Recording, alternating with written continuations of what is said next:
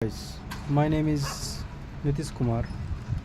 I work in JMD Construction as a site engineer. So guys, आप देख सकते हैं कि हमारा नर्सिंग हॉस्टल का काम चल रहा है और एकेडमिक ब्लॉक की काम चल रही है। तो इसी बात पे हम आज बात करेंगे कि हमारी क्या साइट एक्टिविटी है, क्या साइट प्रोग्रेस है, कितना काम हो चुका है, कितना काम होना है और साइट पे कैसे कैसे काम होता है। तो चलिए अभी हम शुरू करते हैं। पहले हम अपने थोड़ा ऑफिस का आपको विजिट करवा दें। यह हमारा ऑफिस है, JMD कंस्ट्रक्शन लखनऊ की कंपनी है और ये हमारा साइट है। इस साइट का आपको G+1 प्लान है, जो कि ग्राउंड फ्लोर आपको रेडी हो चुका है और फर्स्ट फ्लोर रेडी होना है। ग्राउंड फ्लोर में ब्रिक वर्क का काम चल रहा है और फर्स्ट फ्लोर पे shuttering work, column casting work, column fixing work का वर्क चल रहा है। जैसा कि आप लोग देख सकते हैं, college nursing autonomous state medical college Shahjahanpur UP, इसी कॉलेज का प्रोजेक्ट है। इसमें आपको एकेडमिक ब्लॉक का और नर्सिंग हॉस्टल का हमारा काम चल रहा है। ये ब्रिक रखे हुए हैं, ये आपका स्टील रखा हुआ है 25 mm, 10 mm, 8 mm और 12 mm, 16 mm का। यहाँ पे आपको एग्रीगेट रखे हैं। तो इसमें ये ब्रिक वर्क का आपको काम चल रहा है ग्राउंड फ्लोर पे और फर्स्ट फ्लोर पे शटरिंग वर्क का काम चल रहा है। इस बिल्डिंग की जो टॉप हाइट है, टॉप ऑफ जो हमारा बोला जाता है स्लैब, वो 3600 है और इसमें जो ग्रेड ऑफ कंक्रीट यूज हो रहा है M25, यानी इसका रेशियो जो है 1:1:2 का रेशियो है। और जो हमारे सामने जो बिल्डिंग आपको दिख रही है वो नर्सिंग हॉस्टल है, जिसका M20 रेशियो है 1:1.5:3। इस रेशियो से हम अपना कंक्रीटिंग करते हैं, ठीक है, और स्ट्रक्चर का काम करते हैं। तो स्ट्रक्चर में बहुत सारी चीज़ें हैं जो आपको पॉइंट नोट करके रखना होता है। यहाँ हमारी इस बिल्डिंग में 2 लिफ्ट हैं। ये लिफ्ट नंबर 1 है, जो कि आपको रनिंग लिफ्ट है, और वो एक और लिफ्ट है उधर, फ्यूचर लिफ्ट है। तो ये हमारा इसमें स्टेयर केस है। स्टेयर केस के जस्ट बिलो में आपको 2100 का एक विंडो है,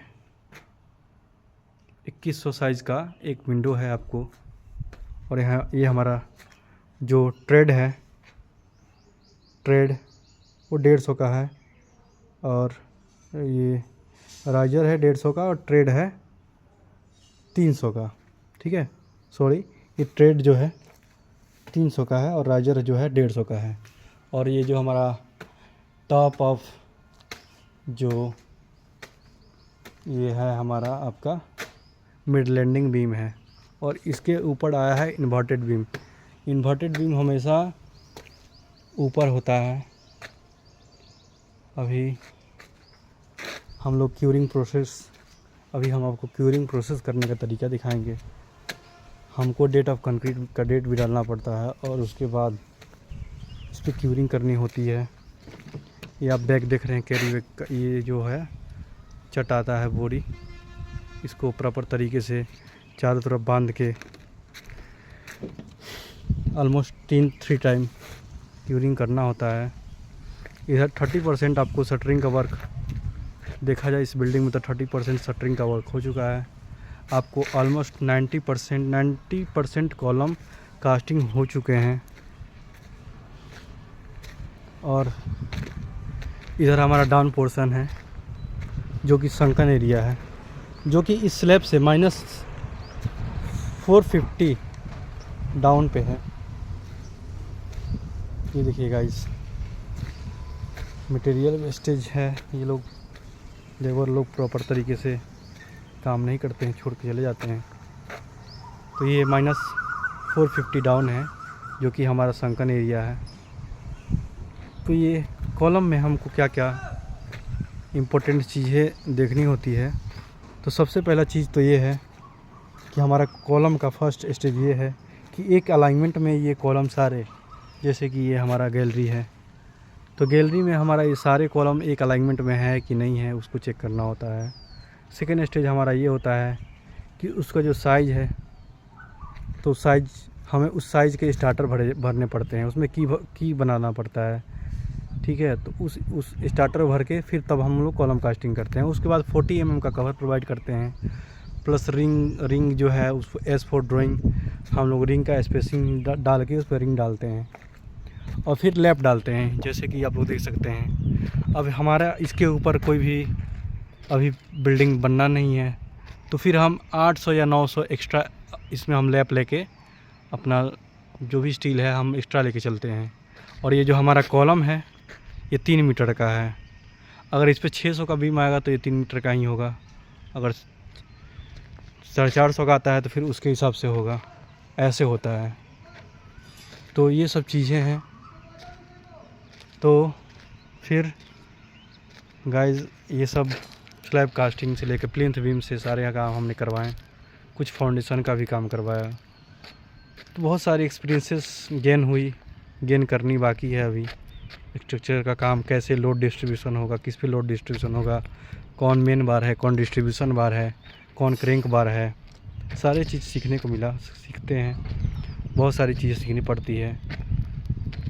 कैसे स्टेयरकेस का टॉप अप, उसमें आपको मिड लैंडिंग आएगा, मिड लैंडिंग बीम कैसे आएगा। देखिए गाइस, इसमें इसका अभी आज वर्क हुआ है, कुछ इसमें रिमेनिंग वर्क अभी बाकी रह गया है, जो कि कल पूरा हम करेंगे। तो कितना हम लोग, अब इसमें क्या होता है, कॉलम में भी आपको एक चीज़ है, कॉलम कास्टिंग के बाद हमको प्रॉपर कवर का ध्यान रखना पड़ता है कि इसमें कवर का प्रोवाइड कर रहे हैं कि नहीं कर रहे हैं, ताकि कवर हमारा प्रॉपर मिल रहा है कि नहीं मिल रहा है। और शटरिंग करते वक्त हमें ये चीज़ ध्यान में रखना पड़ता है कि शटरिंग पे प्रॉपर आइलिंग हुआ है कि नहीं हुआ है, क्योंकि वो शटरिंग आइलिंग करने से हमारा शटरिंग कभी भी ख़राब नहीं होगा। एक तो पहला रीज़न ये है। दूसरा है कि थोड़ा फ्रेश आता है, और फिर हमें साहुल करना पड़ता है, इस कॉलम को देखना पड़ता है कि ये दो तरफ से साहुल ये है कि नहीं है, फिर हम साहुल चेक करते हैं।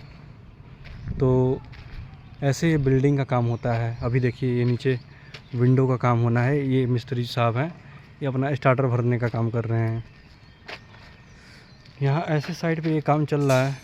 तो ये जो बिल्डिंग है इसका 3300 टॉप है, इसमें G+2 का प्लान है, और हमारे सामने वाले बिल्डिंग में G+1 का प्लान है। ये बीच में आप जैसा कि देख सकते हैं ये STR है, जो कि मल्टी लेवल तक जाएगा। इसमें विंडो है जो कि 2 मीटर 1650 के विंडो हैं, काफ़ी लार्ज है, क्योंकि इंस्टीट्यूशनल बिल्डिंग है और ये नर्सिंग हॉस्टल है। तो उसी टाइप से इसको स्ट्रक्चर किया गया है जैसे कि होना चाहिए इन फ्यूचर, मतलब वर्क के लिए।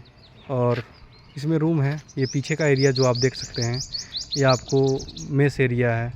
आप आगे का एरिया जो देख सकते हैं आपका, यहाँ पे मेन डोर आएगा, ये मेन हमारा दरवाज़ा है, ये फिर गैलरी है, फिर ये आपको STR है, STR का इसमें वर्क होना है। अभी इसमें स्लैब कास्टिंग जस्ट आफ्टर 5, मतलब जस्ट ये 5 डे बिफोर में हुआ है आपको कास्टिंग। फिर हम इसमें स्टार्टर का मार्किंग करेंगे, स्टार्टर का भरेंगे, फिर कॉलम की हम इसमें कॉलम का लैप वैप लगा के फिर हम इस बिल्डिंग का काम का प्रोसेस में करेंगे। अभी हमारा प्रोजेक्ट प्रोसेस में है, प्रोग्रेस में है, हो रही है काम। अभी कुछ हीटिंग अभी है, अभी थोड़ा सा गर्मी का मौसम है तो काम होता है, बहुत काम निकालना पड़ता है बहुत मुश्किल से, लेबर लोग थक जाते हैं, गर्मी में नहीं कर पाते उतना, फिर भी हम लोग को करना पड़ता है कैसे भी करके मैनेज चीज़ें। अब जितना काम हो पाता है उतना करते हैं, कोशिश करते हैं पर डे कुछ ना कुछ प्रोग्रेस हो प्रोजेक्ट का, उस हिसाब से अब काम करवाते हैं, देखते रहते हैं। तो यही है, ये हमारे 2 प्रोजेक्ट हैं और ये चारों तरफ रोड का प्लान है। इधर से रोड बनने हैं, प्लास्टर होने हैं, पुट्टी वर्क होना है, पेंट वर्क होना है, ग्रेनाइट वर्क होना है।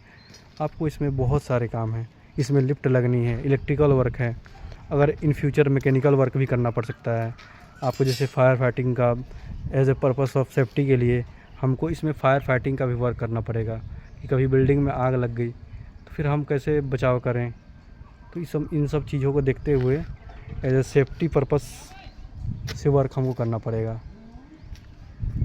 हमको इस शटरिंग में भी बहुत सारे इम्पोर्टेंट पॉइंट है जो कि ध्यान में रखना पड़ता है, जैसे कि इसको हमारा लेवल, ये हमारा लेवल चेक करना होता है कि जो हमारा डाउन ऑफ बीम है उसका जो बॉटम है वो कितना लेवल पे है, और पूरा हमारा जो स्लैब बॉटम है वो लेवल में है कि नहीं है। हमें या तो धागा से बांध के, क्रॉस धागा बांध के इसमें चेक करना पड़ता है और लेवल देखना पड़ता है, ताकि हमारा जो है जो स्लैब है वो अंडुलेशन ना हो जाए। फिर उसमें जो स्लैब में जो हम स्टील बांधते हैं वो जो मेन बार होता है, डिस्ट्रीब्यूशन बार होता है, वो प्रॉपर बीम तक सरिया काट रहे हैं, बार बेंडर की नहीं काट रहे हैं। सारी चीज़ें हमें एज़ फॉर ड्राइंग चेक करनी पड़ती है कि उसमें कितना स्पेसिंग दिया है, मेन बार का, डिस्ट्रीब्यूशन बार का कितना स्पेसिंग दिया है, हमारा क्रैंक बार कितना दिया हुआ है, क्रैंक बार का कितना पे दिया गया है, L/3 में दिया गया है, L/4 में दिया गया है। तो इसमें सारी चीज़ें हमको ध्यान रखना पड़ता है। और लेआउट के समय भी बहुत सारी चीज़ें हमें नोट करके और बहुत फोकस से हमको काम करना होता है, क्योंकि अगर थोड़ा सा भी इधर उधर स्पान हुआ, अब जैसे कि इस कॉलम का अगर हमको लेआउट देना है तो सबसे पहले हम इस नीचे बिल्डिंग का इस कॉलम से इस कॉलम का बीच का दूरी देखेंगे, फिर हम वही ऊपर दूरी लेंगे और फिर हम अपना स्टार्टर का तैयारी कर लेंगे। फिर उसके बाद हम कॉलम की कास्टिंग की तैयारी, सरिया उरिया बांध उंध की जो भी है हम अपना तैयारी करेंगे। तो ऐसा प्रोसेस होता है।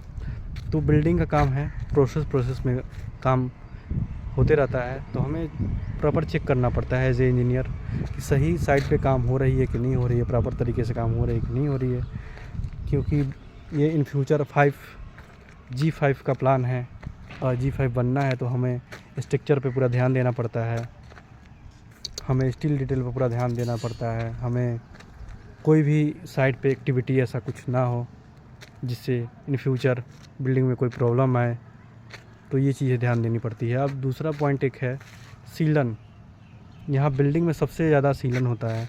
तो ये गवर्नमेंट प्रोजेक्ट है, as for BOQ bill of quantity जो बना हुआ है उससे हम काम करते हैं, काम चलते हैं। लेकिन अब उसमें हम लोग बिटुमिन करते हैं प्लिंथ बीम पे, ताकि दीवार में सीलन ना आए। बहुत सारा चीज़ है, बहुत टेक्नोलॉजी आगे है, बहुत सारे अभी केमिकल आ गए हैं, प्रोसेस है उसका, वाटर प्रूफिंग का काम होता है।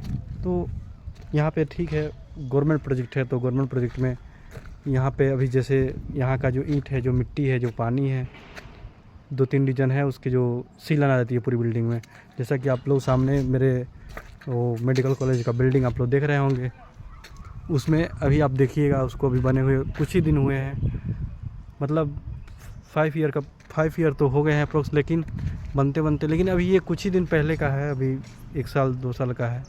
ये सीलन अभी पूरा बिल्डिंग में आने लगा। तो ये बहुत ख़राब लगता है।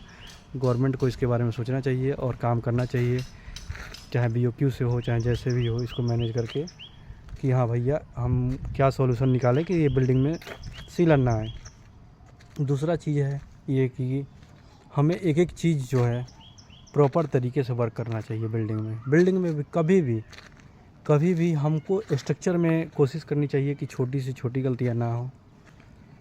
छोटा से छोटा गलती जो है वो बड़ा रीजन बन सकता है। इसलिए हमें स्ट्रक्चर में, स्टील में हमें प्रॉपर तरीके से ध्यान रखना चाहिए। तो बस आज का हमारा साइट का यही एक्सपीरियंस हम आपको दिखाया, आज का बताया, नॉलेज जितना भी है अभी।